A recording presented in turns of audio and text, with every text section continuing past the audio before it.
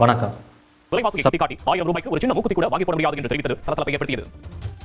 பிச்சை காசு அப்படின்னு சொல்லு. என்ன சொல்லுது? என்ன சொல்லுது? 1000 ரூபாய் பிச்சை காசு.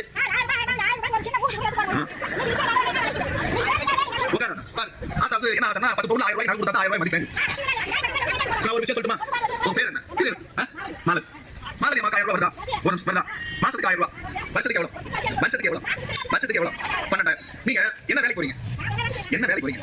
மாசம் எவ்வளவு சம்பாதிக்கிறீங்க? ஒரு நாளைக்கு 300 ரூபாய் சம்பாதிக்கலாம். ஒரு நாளைக்கு 300 ரூபாய். 30 நாளைக்கு எவ்வளவு? 9000 ரூபாய்.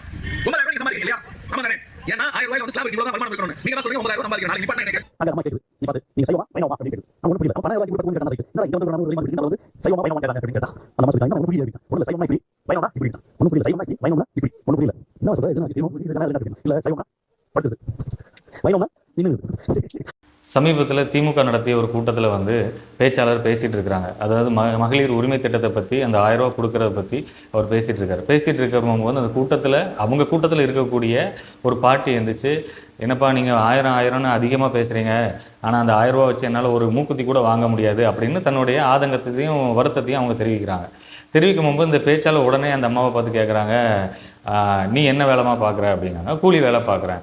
அப்போ தினசரி எவ்வளோ சம்பாதிக்கிறேன்னு கேட்குறாங்க. நான் 300 ரூபா எனக்கு கூலி தருவாங்கங்கிறாங்க. அவங்க கணவன் என்ன வேலை பார்க்குறாங்க? கணவன் இல்லை அப்படிங்கிறாங்க. உடனே இந்த பேச்சாளர் பொதுமக்கள் மத்தியில், இங்கே பாருங்கம்மா, இந்த அம்மா வந்து ஒரு நாளைக்கு 300 ரூபா சம்பாதிக்கிறாங்க, மாதம் பார்த்தீங்கன்னா 9000 ரூபா சம்பாதிக்கிறாங்க, ஆனால் இவங்களுக்கு வந்து 10 பவுன் செயினும் கொடுத்து 1000 ரூபா கொடுத்தா தான் இவங்களுக்கு வந்து அந்த 1000 ரூபாய்க்கு மதிப்பு தெரியும் அப்படிங்கிற மாதிரி ஒரு மாதிரி கொச்சையாக பேசுகிறாரு. அதாவது அந்த 300 ரூபாங்கிறது அவங்க சம்பாதிக்கிறங்கிற வார்த்தையை கொஞ்சம் மாற்றிக்கிட்டு அவங்க கூலி வாங்குறாங்க. அதாவது அந்த பாட்டிமா தெளிவாக தான் சொல்கிறாங்க. அந்த 300 ரூபா வந்து தினசரி அவங்க செய்யக்கூடிய உழைப்புக்கான கூலி. இதை நீங்கள் புரிஞ்சுக்கணும். அப்போ அவங்க எவ்வளோ தூரம் ஒரு உழைக்கக்கூடிய வர்க்கத்தை சார்ந்தவங்க. இப்போ நீங்கள் சொல்கிற மாதிரி இந்த 1000 ரூபா உங்கள் பாக்கெட்லேருந்து நீங்கள் கொடுக்கல. இந்த 1000 ரூபா மக்களோட பணம் தான். நாங்கள் கட்டக்கூடிய வரி பணத்திலேருந்து நீங்கள் மகளிர் மேம்பாட்டு திட்டத்துக்காக அந்த 1000 ரூபா கொடுக்குறீங்க.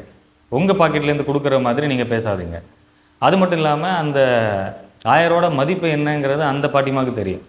300 ரூபா அந்த ஒரு நாள் முழுக்க உழைச்சி அவங்க வாங்கக்கூடிய அந்த 300 ரூபாவோடைய வேல்யூவும் அது 1000 ரூபாய்க்கு வேல்யூவும் அவங்களுக்கு நல்லாவே தெரியும்.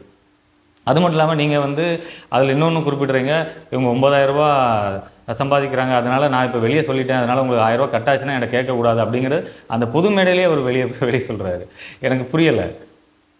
அதாவது நீங்கள் மிரட்டுறீங்களா, இல்லை இந்த மாதிரியான கேள்விகள் உங்ககிட்ட வந்துடவே கூடாதுங்கிறதுக்கு வேண்டி இந்த மாதிரி பண்ணுறீங்களான்னு தெரியலை. தயவு செஞ்சு இந்த விஷயங்களெல்லாம் நீங்கள் மாற்றிக்கோங்க. அதுவும் அதாவது இந்த மாதிரியான அடாவடி பேச்சு, நக்கல் பேச்சு, திமிர் பேச்சு இதெல்லாம் நீங்கள் எதிர்கட்சியோடு நிப்பாட்டிக்கோங்க. மக்கள்கிட்ட கொண்டு வராதிங்க. அதுவும் இந்த உழைக்கிற வர்க்கத்தை பார்த்து நீங்கள் பேசுகிறது வந்து சரி கிடையாது. இந்த மாதிரியான பேச்சுகள் தொடர்ந்து இருந்துக்கிட்டே இருந்துச்சுன்னா வரக்கூடிய 2026 தேர்தலில் இந்த உழைக்கிற மக்கள் உங்களுக்கான பதிலை சொல்லுவாங்க. நீங்கள் ஏற்கனவே ஒரு அமைச்சர் வந்து இந்த மாதிரியான ஒரு மகளிர் சம்பந்தப்பட்ட ஒரு அருவருப்பு பேச்சு பேசுனதுக்கு தான் அவங்களோட துணை பொதுச் செயலாளர் பதவியிலிருந்து வெளியெடுத்திருக்கிறாங்க. அதையும் நீங்கள் நினைவில் வச்சுக்கோங்க.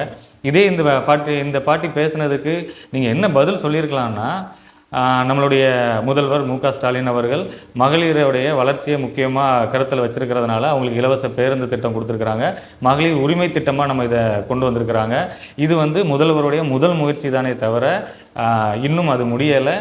நம்ம மகளிருடைய முழு வளர்ச்சியும் அவங்க அடையிறதுக்கான பல்வேறு திட்டங்களை அவங்க கொண்டு வருவாங்க. அதனால் நீங்கள் பொறுமையாக இருங்க. கண்டிப்பாக உங்களுக்கான திட்டங்களை எல்லாத்தையும் நம்ம நிறைவேற்றுவோம்.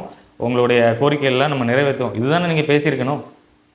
மகளிர் உரிமை திட்டம்னு நீங்கள் சொல்லிக்கிட்டு அது அவங்களோட உரிமைன்னு சொல்லி நீங்கள் கொடுத்துக்கிட்டு ஏதோ பிச்சை போடுற மாதிரி நீங்கள் பேசுகிறீங்க. இந்த பேச்சுக்களை எல்லாத்தையுமே வந்து நீங்கள் மாற்ற வேண்டிய கட்டாயத்தில் இருக்கிறீங்க. மக்கள் இதை கவனிச்சுக்கிட்டே இருக்கிறாங்க.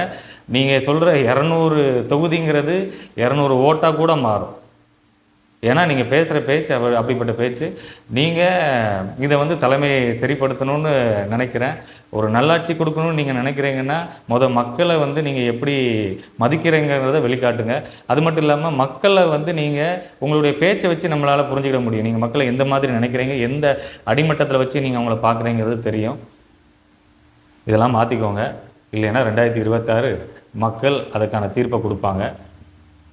வணக்கம்.